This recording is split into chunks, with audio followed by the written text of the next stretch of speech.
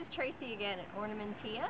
This week's tutorial is how to make this trendy chain fringe necklace where all you need is opening and closing jump ring skills to make something that looks really fabulous. Okay, so our supply list is pretty short since we're just using chain and jump rings for the most part. We're going to start out with a ruler to do all our measuring. We'll need some cutters and 2 pairs of chain nose pliers for opening and closing jump rings. We're going to use 4 yards of this filed chain that comes out to be 12-inch pieces for our fringe. And we're going to use 24 inches of our main chain that actually goes around our neck. We've also got a little spring clasp and a little jump ring for the back. Now the first thing we're going to do is get our 4 yards of filed chain, and like I said, that comes out to 12-inch pieces. So we just need to measure and cut. So I'm going to go ahead and measure a foot, and then take my chain cutters, my wire cutters, and just cut a link of chain right at 12 inches.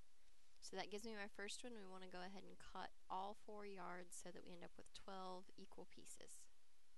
The next step is to grab my 24-inch piece of chain. I've got all 12 pieces of my filed chain cut, and I've got my chain nose pliers.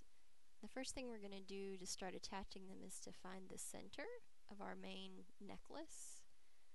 So I'm going to grab either end and pull down to the middle. And there may not be a link exactly in the middle, but just whichever one is closest, we're going to isolate that link. And these links are not soldered because they're base metal chain, which is really nice. We can use them as if they are jump rings. So I'm going to take my pliers and open up that middle link to begin attaching my chain. So we'll start at the very middle. I'm going to put my first piece of filed chain on my necklace and twist the jump ring back closed. You always want to open and close jump rings like this. If you just pull outward like a wishbone, you're going to stress it. So now I've got my middle one in there, and we're going to start going to the right of the middle with all 12 pieces, and then we'll go back and loop them all. So go and continue attaching chains. I think I'm going to do every other link. That just seemed like a good place to do the next one. The biggest thing is you want to be consistent. Don't just skip around. So I'm going to skip one to the right and then take that next link and connect the next one. And you do want to pay attention which side of the link you're opening. It will make a difference as to how your chain's going to hang. There's kind of a top and a bottom side. And like I said, it's consistency. As long as they're all on the same side, it's going to look nice. So there's what 2 looks like. And we're going to keep moving down the line until we get all 12 on there. Okay, with a little time-lapse magic, I've got all 12 attached, and that's what we're looking for. They're going all to the right. So it's nice to work with it laying flat like this to start swooping the chain across. So basically we want to start with the far right and move it to the left of the first one we attached. We're going to continue with the every other link pattern. So we're going to skip one to the left and attach this first one on the right. So like I said, keep it flat. It's going to get confusing if you keep picking it up. So I'm going to attach this guy. And just like before, you want to twist front to back to open your jump ring.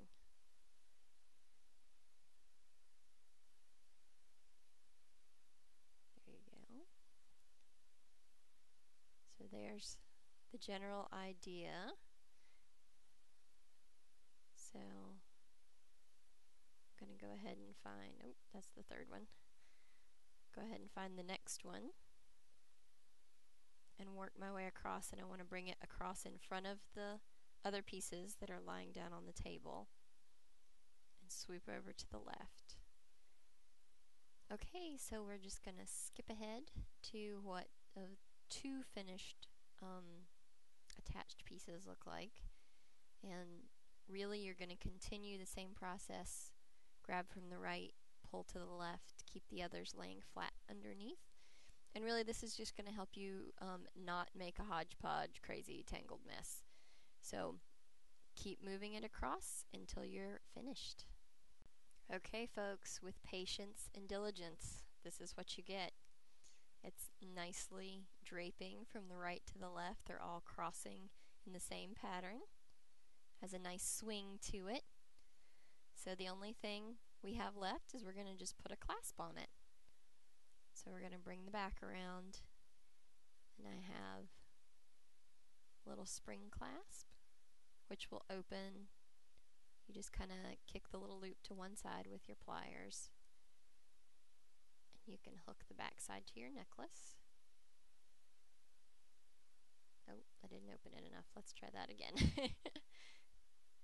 With these plated components, I like to not open them any more than I have to, so I don't stress the plating. And then just bring that together. So there's the spring clasp side of our clasp. And then I've got a jump ring for the other side. So just like we did with all the other links we opened and closed, you're going to twist and then twist back.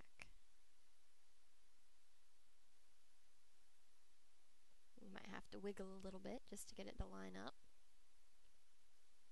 So now you have a swingy, fun, dramatic necklace.